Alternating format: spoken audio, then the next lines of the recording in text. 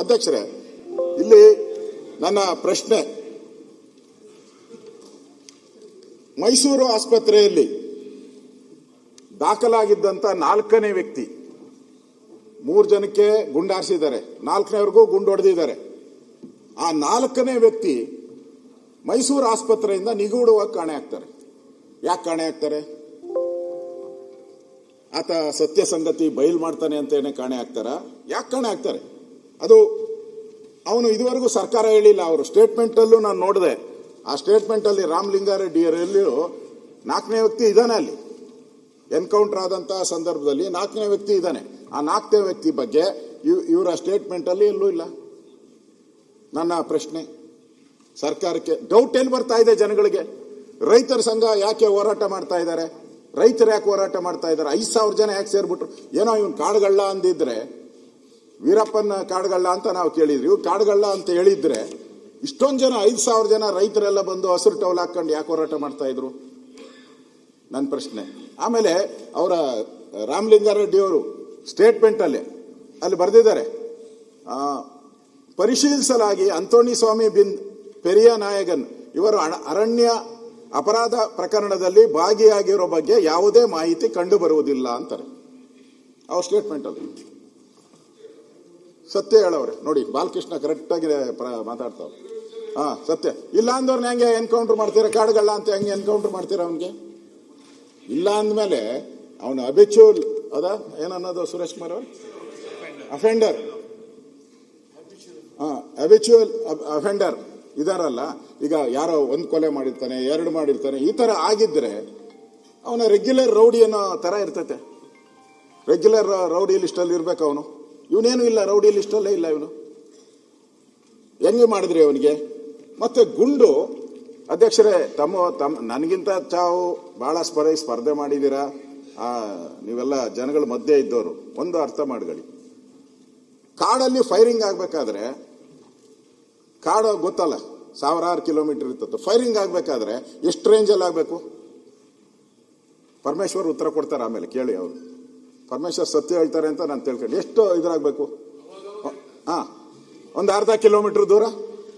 Range ಏನಿರ್ತೈತೆ ಅದರದ್ದು? ಇವ್ರದ್ದು range ಏನಿದೆ? ಆ ಗನ್ನಿನ ರೇಂಜ್ ಏನಿದೆ? ಅರ್ಧ ಕಿಲೋಮೀಟರ್ ರೇಂಜಲ್ಲಿ ಹೊಡೆದಿದ್ದಾರ? 1/4 ಕಿಲೋಮೀಟರ್ ರೇಂಜಲ್ಲಿ ಹೊಡೆದಿದ್ದಾರ? ಸ್ಪಾಟ್ ಅಲ್ಲಿ ಅಂದ್ರೆ ಹತ್ತಿರದಿಂದ ಹೊಡೆದಿರೋದ್ರ ಬಗ್ಗೆ ಡಾಕ್ಟರ್ ಹೇಳಿದ್ದಾರೆ. ಪಾಯಿಂಟ್ ಬಹಳ ನಿಯರೆಸ್ಟ್ ಅಲ್ಲಿ ಹೊಡೆದಿರೋದು. ನಿಯರೆಸ್ಟ್ ಅಲ್ಲಿ ಹೊಡಿಬೇಕಾದ್ರೆ ಅದು ಹೆಂಗೆ ಫೈರಿಂಗ್ ಅಂತ ಆಗುತ್ತೆ? ಹೇಳಿ, ನೀವು ಉತ್ತರ ಕೊಡಿ. ನಾನೇನು ಇದಕ್ಕೆ ನಾನು ಕೇಳ್ತಾ ಇರೋದು ನನ್ನ ಸ್ಯಾಟಿಸ್ಫ್ಯಾಕ್ಷನ್ಗಲ್ಲ ನಾನು ಉತ್ತರ ಕೇಳ್ತಾ ಇರೋದು. ಅಲ್ಲಿ ಯಾರು ಇಡೀ ರಾಜ್ಯದ ಜನ ಪ್ರಶ್ನೆಗಳನ್ನು ಕೇಳ್ತಾ ಇದ್ದಾರೆ, ಅಲ್ಲಿ ರೈತರು ಕೇಳ್ತಾ ಇದ್ದಾರೆ, ಅವ್ರ ಪ್ರಶ್ನೆ. ನೀವು ಆಯ್ತಪ್ಪ, ಅವನು ಆತ್ಮರಕ್ಷಣೆಗೆ, ರಾಮಲಿಂಗಾರೆಡ್ಡಿ ಅವರು ಆತ್ಮರಕ್ಷಣೆಗೆ ಮಾಡುವಂತ ಕಾನೂನು ಅಧಿಕಾರ ಇದೆ ನಮಗೆ ಅಂತ ಹೇಳಿ, ಯಾರಿಲ್ಲ ಅಂತ ಹೇಳಿದ್ರು. ಪೊಲೀಸರಿಗೆ ಆತ್ಮರಕ್ಷಣೆ ಮಾಡೋ ಅಧಿಕಾರ ಇದ್ದೇ ಇರ್ತತೆ. ಜನಗಳಿಗೂ ಹಂಗೆ ರಕ್ಷಣೆ ಮಾಡುವಂತ ಅಧಿಕಾರ ಜನಗಳಿಗೂ ಇದೆ ಸ್ವಾಮಿ. ಜನರ ಪ್ರಾಣನ ಹಂಗೆ ತೆಗಿಯಕ್ಕಾಗಲ್ಲ, ನೀವು ಸುಮ್ನೆ ತೆಗಿಯಕ್ಕಾಗಲ್ಲ. ಇನ್ನೊಂದು 3ನೇ ಪ್ರಶ್ನೆ ಅಧ್ಯಕ್ಷರೇ, ಇಷ್ಟು ಹತ್ತಿರದಿಂದ ಹೊಡೆದಿದ್ದೀರಾ ನೀವು, ನಿಯರೆಸ್ಟ್ ಹೊಡೆದಿದ್ದಾರೆ. ಅದು ಹೆಂಗಾಗ್ತೈತೆ? ಅದು ಇದು ನನ್ನ ಆತ್ಮರಕ್ಷಣೆಗೋಸ್ಕರ ಹೆಂಗಾಗ್ತೈತೆ? ನೀವು ಕಾಲಿಂದ ಕೆಳಗಡೆ ಹೊಡಿಬೋದಾಯ್ತು. ಹೃದಯಕ್ಕೆ ಹೊಡೆದಿದ್ದಾರೆ, ಕತ್ತು ಹೊಡೆದಿದ್ದಾರೆ ಅವ್ರಿಗೆ. ಓಕೆ, ಆಯ್ತು. ಅವರ ಸ್ಟೇಟ್ಮೆಂಟ್ ಅಲ್ಲಿ, ರಾಮಲಿಂಗಾರೆಡ್ಡಿ ಸ್ಟೇಟ್ಮೆಂಟ್ ಅಲ್ಲಿ ನಮಗೆ ಮಾಹಿತಿ ಬಂತಂತೆ ಇವ್ರಿಗೆ, ಅಲ್ಲಿ ಕಳ್ಳರಿದ್ದಾರೆ ಅಂತ ಮಾಹಿತಿ ಬಂತು. ನಾವು ಹೋಗಿ ರೈಡ್ ಮಾಡ್ತಿರುತ್ತೆ. ಕಳ್ಳರಿದ್ದಾರೆ ಅಂತ ಮಾಹಿತಿ ಬಂದ ಮೇಲೆ 4 ಜನ ಹೆಂಗ್ ಹೋದ್ರಿ ನೀವು? ಎಷ್ಟು ಜನ ಸ್ಟಾಫ್ ಇದ್ದಾರೆ ಆ ರೇಂಜ್ ಅಲ್ಲಿ? ನಿಮಗೆ 100-200 ಜನ ಇರ್ತಾರೆ. ನಾನು ಹೋಗಿದ್ದೀನಿ ಕಾಡಲ್ಲಿ, ಕೋಚಿಂಗ್ ಕ್ಯಾಂಪ್ಸ್ ಇರ್ತೈತೆ ಅಲ್ಲೇ. ನೀವು ಡಿ ಫಾರೆಸ್ಟ್ ಒಳಗಡೆ ಸುಮಾರು ಒಂದು 400-500 ರೆಗ್ಯುಲರ್ ಆಗಿ ಇದ್ದೇ ಇರ್ತಾರೆ ಅಲ್ಲಿ. ನಾನು ಹೋಗಿದ್ದೀನಿ, ಆ ಸ್ಪಾಟ್ಗೆ ಹೋಗಿ ಬಂದಿದ್ದೀನಿ. ನಾನು ಕೂಡ ರೆಗ್ಯುಲರ್ ಆಗಿರ್ತಾರೆ ಅಲ್ಲಿ. 4-5 ಜನ ಇರ್ತಾರೆ, ಓದೋರು ಬೇರೆ 4 ಜನ. ಇಷ್ಟು ಜನ ನಿಮಗೆ ಸ್ಟಾಫ್ ಇದ್ಕೊಂಡು, 100 ಜನ ಸ್ಟಾಫ್ ಇದ್ಕೊಂಡು ಅವ್ರನ್ನ ಸುತ್ತುವರೆದು ಯಾಕೆ ಹಿಡಿಯಕ್ಕಾಗಿಲ್ಲ? ಆಯ್ತು, ಹೊಡೆದ್ರಿ, ಏನು ಒಳ್ಳೆ ಇದು ಏನೋ ಸೀರಿಯಸ್ ಆಗಿ ಒಬ್ಬರಾದ್ಮೇಲೆ ಒಬ್ರು 3 ಜನ ಹೊಡೆದಾಕ್ಬಿಟ್ರಿ. 4 ಜನ ಹೊಡೆಯುವಂತ ಅವಶ್ಯಕ, 3 ಜನ ಸಾಯಿಸುವಂತ ಅವಶ್ಯಕತೆ ಏನಿತ್ತು ಇದರಲ್ಲಿ? ಒಬ್ಬ ಸತ್ತಿದ್ರೆ ಉಳಿದವರೆಲ್ಲ ಓಡೋರು. ಒಬ್ಬ ಸಾಯ್ಬೇಕು ಅಂತಾನೂ ನಾನು ಹೇಳಲ್ಲ.